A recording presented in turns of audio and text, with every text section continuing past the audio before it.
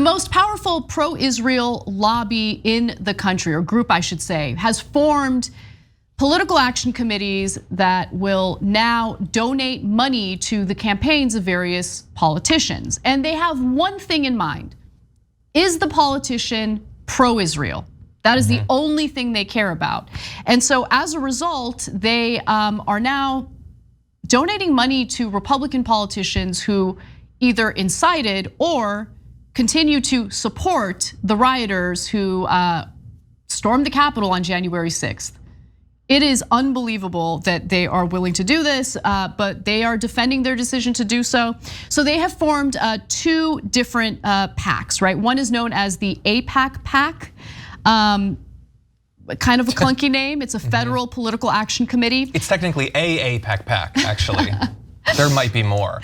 And also a super PAC known as United Democracy Project, which I think is ironically named considering who they'll be donating money to. So United Democracy Project so far raised close to $10 million according to the Federal Election Committee, including $8.5 million from AIPAC itself. But it's AIPAC PAC that's under fire is actually supporting the Trump cronies. So let's give you the details on that. Earlier this month, AIPAC PAC released a list of 120 political endorsements that includes 37 Republicans who voted against certifying Biden's victory after the January 6th storming of the Capitol. It's a low percentage of all of the Republicans that voted to decertify it. True. It's a select elite few. And what's amazing is of those 37 Republicans, as you can imagine, John, many of them have said anti-Semitic things, which we'll get to in a minute, okay, so hold. People on the list of those 37 Republicans include Jim Jordan, Scott Perry. AOC has spoken out against this, saying so AIPAC is now endorsing and donating to Republicans who voted to overturn the US election on January 6th, because according to their statement, it's more okay to dismantle US democracy than it is to question if US tax dollars should fund detention and abuse of Palestinian kids. Got it. Yep. Now, I'm gonna get to AIPAC's defense of what they're doing in just a moment. John, I wanted to give you a chance to weigh in. Yeah, so first of all, on what AOC said, 100% because they don't care about the first thing, like literally at all. I mean, I'm sure, like if it was totally up to them, would they, if they had a button that's US continues as a democracy, US falls to Christian fascism, I think they'd probably choose the democracy one, but they're not gonna choose whether to support a candidate or not based on it. It's irrelevant, whereas the Palestinian thing is close to home and that's why they care about it. The only thing, I'm gonna take a slight issue with our lower third and what you said, not what you meant because I don't think you mean it. It's just we use shorthand. And I always want to be aware of people who might potentially be getting into thinking about politics and covering it. They do not support politicians who are pro-Israel, because pro-Israel can mean many different things, and in fact does mean many different things. What they mean is they support right-wing candidates who support right-wing politicians and parties inside of Israel. Not things that are objectively better from Israel from a moral or legal standpoint. Not politicians in America who support policies or politicians in Israel that are popular there.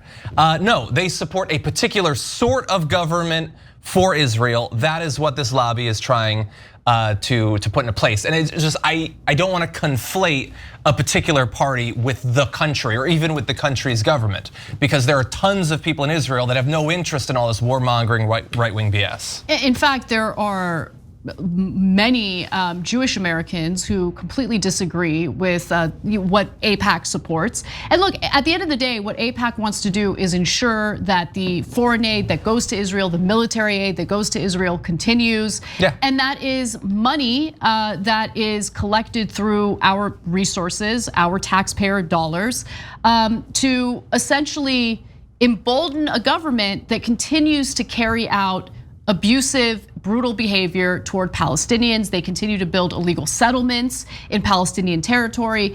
And you're right in noting that it's not policy that's good for the people of Israel, because it just continues to perpetuate this unnecessary war. Yeah.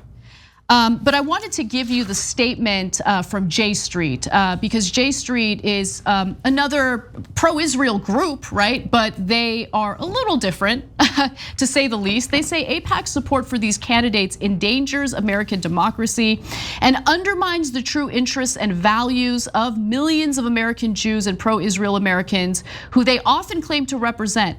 Whatever their views on Israel, elected officials who threaten the very future of our country should be completely beyond the pale. Yeah, should be. Now, the organization, though, has decided to make it clear through a letter to its members that AIPAC does not care that much about US democracy. They have one thing in mind, and it has nothing to do with US democracy, and it has everything to do with their agenda in Israel. When we launched our political action committee last year, we decided that we would base decisions about political contributions on only one thing: whether a political candidate supports the US-Israel relationship, not on any other issue, just this one. And again, that's as biased as the thing we were talking about earlier. Exactly. The US-Israel relationship. No, you mean the military status quo of the US-Israel relationship. I personally think that there is an awesome potential US-Israel relationship that'd be far better for the vast majority of Israelis, and it would also happen to be better for Palestinians. It would push towards peace, could draw our two countries together closer, and be better for the world overall. You want a particular one that is in your political interest, that maintains billions of dollars going to Israel to prop up a military that's already incredibly well funded, incredibly well equipped, incredibly well trained, and supported by a domestic arms industry. They continue to say that our job is to make America's friendship with Israel so robust, so certain, so broadly based, and so dependable that even the deep divisions of American politics never imperil that relationship and the ability of the Jewish state to defend itself. I just want to be clear that there is no reason to believe that, I mean, look, under the Obama administration, the US government helped build, funded the Iron Dome in Israel, okay? And by the way, Obama got a lot of heat from Benjamin Netanyahu, who was the leader at the time, because he had the audacity to say, hey, Netanyahu, maybe don't build those illegal settlements. It was like a very timid way of trying to push. They didn't do anything. I mean, it didn't stop him. He continued building the settlements. Yeah. But I just wanted to make that point clear. And they also made a bizarre analogy using Vladimir Zelensky in Ukraine. What are the stakes? Asked President Zelensky. His nation faces a war of extinction, a war which will determine whether his nation exists in the coming months. Israel can't afford to wait for such a moment of peril. And let's just be clear, comparing those two is ridiculous considering the military capability of Israel versus the Palestinians. Yeah, who's threatening to invade and destroy Israel? So, like, what is this, the 70s? Like this, no, I understand it. Look, they're gonna talk the same way about the fact that they are perpetually on the brink of annihilation to maintain high levels of military spending and tight controls over society in the same way that our politicians do. America is 100 times less at risk of invasion than Israel, and yet our politicians are constantly freaked out about every caravan that moves even 1,000 miles south of our border. Exactly. Now I wanted to get to the politicians that they've supported, politicians they're funding, people like Representative Jim Jordan, because I think it's important to understand whether these people are actually, friends of the Jewish people. And well, Representative Jim Jordan spoke out in support of anti-lockdown protests, saying, quote, I applaud these people for speaking up and defending liberty. Jordan's statement came just 3 days after an anti-lockdown protest in Ohio. Protester in Ohio was spotted brandishing a sign depicting a rat with a Jewish star and a yarmulke with the caption, "The real plague." The protester was later identified as a neo-Nazi. Oh, that makes sense.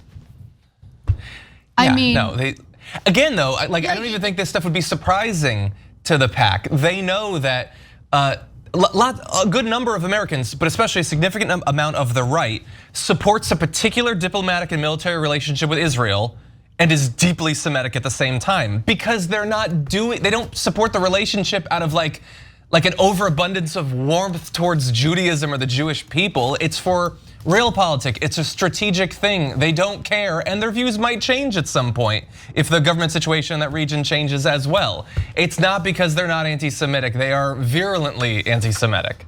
Absolutely. Thanks for watching The Young Turks. Really appreciate it. Another way to show support is through YouTube memberships. You'll get to interact with us more. There's live chat emojis, badges. You've got emojis of me, Anna, John, JR. So those are super fun. But you also get playback of our exclusive member-only shows and specials right after they air. So all of that, all you gotta do is click that join button right underneath the video. Thank you.